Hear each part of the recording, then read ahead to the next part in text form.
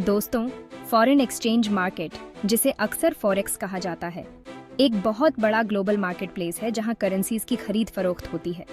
यह market decentralised है, जिसका मतलब है कि यह किसी एक सेंट्रल एक्सचेंज पर आधारित नहीं है, बल्कि यह electronically over the counter (OTC) होता है।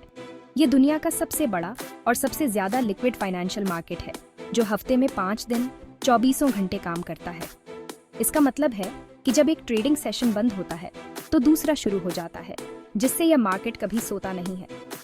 कल्पना कीजिए एक ऐसे नेटवर्क की जो अलग अलग देशों के इंडिविजुअल्स, बिजनेसेस और सेंट्रल बैंक्स को जोड़ता है, और सभी एक करेंसी को दूसरी करेंसी में एक्सचेंज करना चाहते हैं। यह नेटवर्क इतना व्यापक है कि यह दुनिया के हर कोने को जोड़ता है। यह कंटिन्यूअस एक्सचेंज ही करेंसीज की वैल्यू एक दूसरे के मुकाबले तय करता है। हर सेकंड, हर मिनट करेंसीज की वैल्यू बदलती रहती है, जो इस मार्केट को बहुत डायनामिक बनाती है।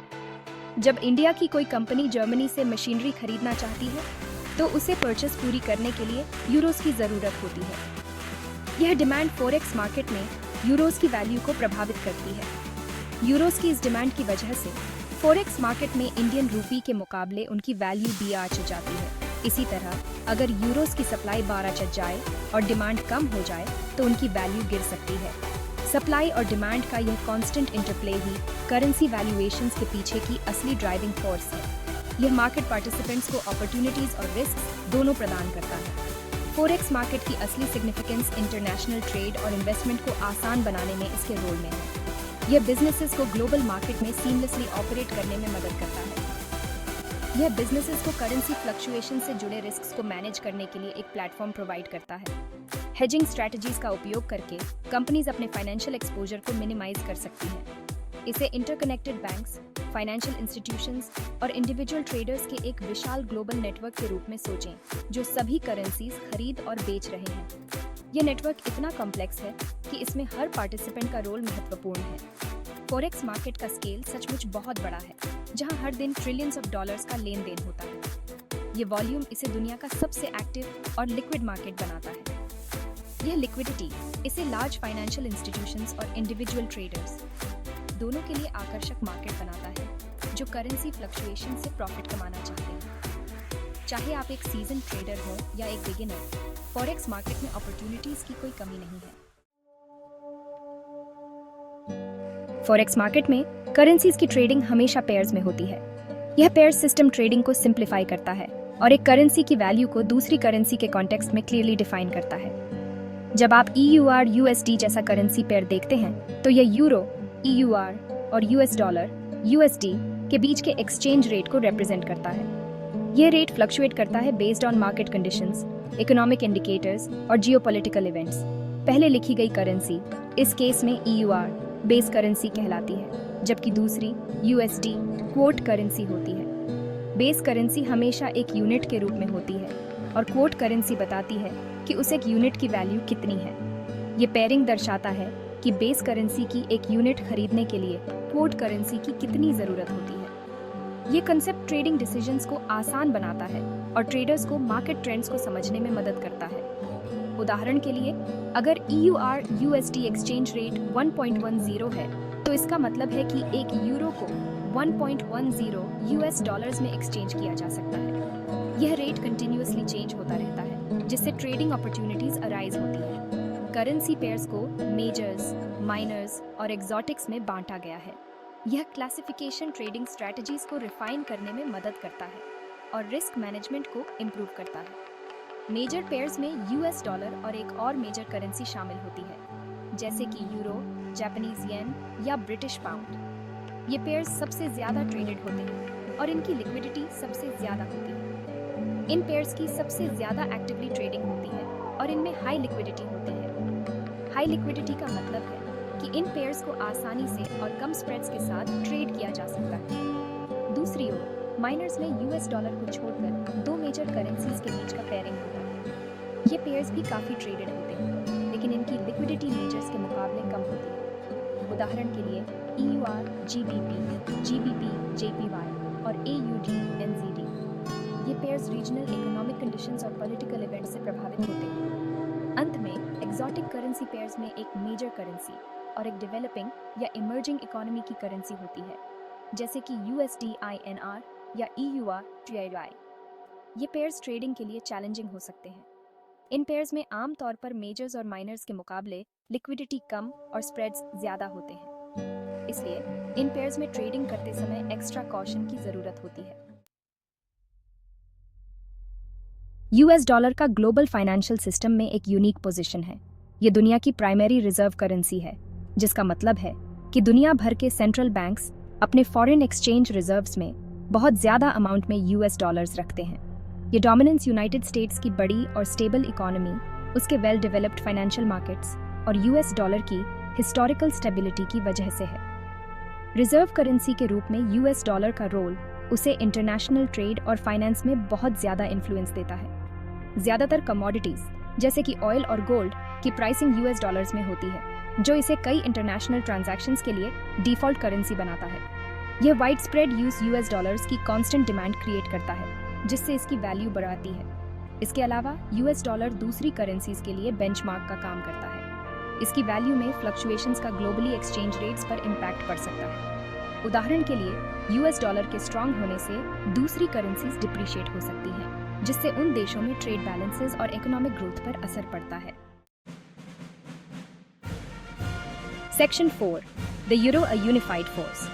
यूरो, जो 19 यूरोपियन यूनियन मेंबर स्टेट्स की ऑफिशियल करेंसी है, दुनिया की सेकंड मोस्ट ट्रेडेड करेंसी है। 1999 में इसका इंट्रोडक्शन यूरोपियन इंटीग्रेशन की दिशा में एक महत्वपूर्ण कदम था, जिसने नेशनल करेंसीज को रिप्लेस कर दिया और एक सिंगल मार्केट क्रिएट किया।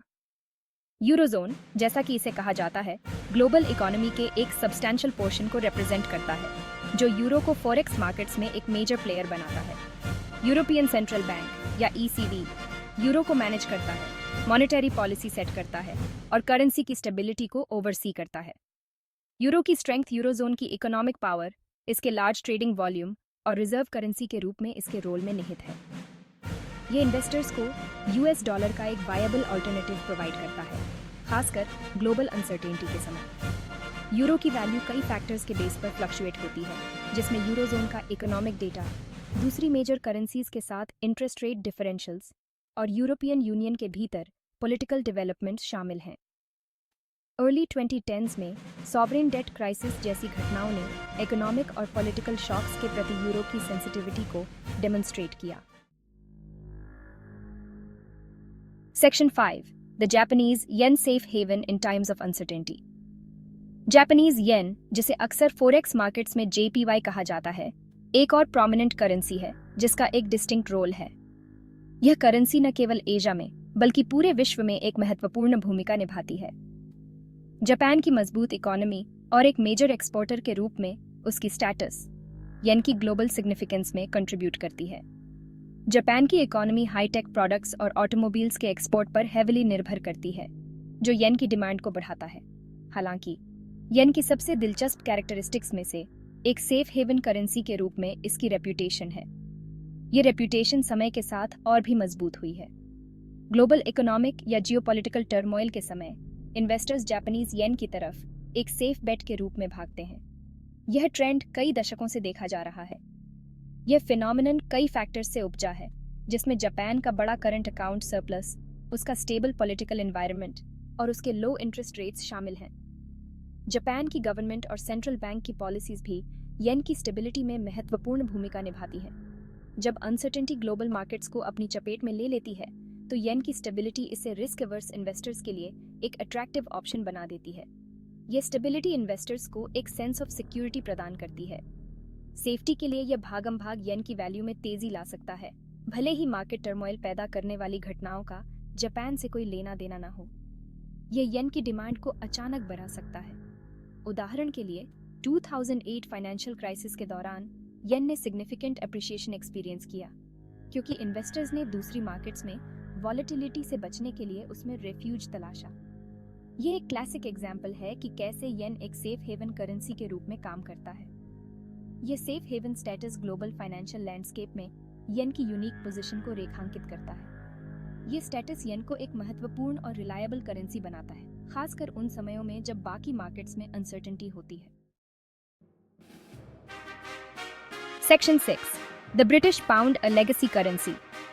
ब्रिटिश पाउंड, जिसे अक्सर फॉरेक्स सर्कल्स में स्टर्लिंग या केबल कहा जाता है, एक ग्लोबल करेंसी के रूप में एक लंबा और ऐतिहासिक इतिहास रखता है।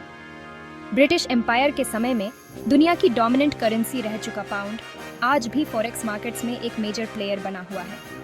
यूनाइटेड किंगडम की financial progress, global financial centre के रूप में उसका रोल और उसका स्टेबल पॉलिटिकल सिस्टम पाउंड की कंटिन्यूड रेलेवेंस में कंट्रीब्यूट करते हैं।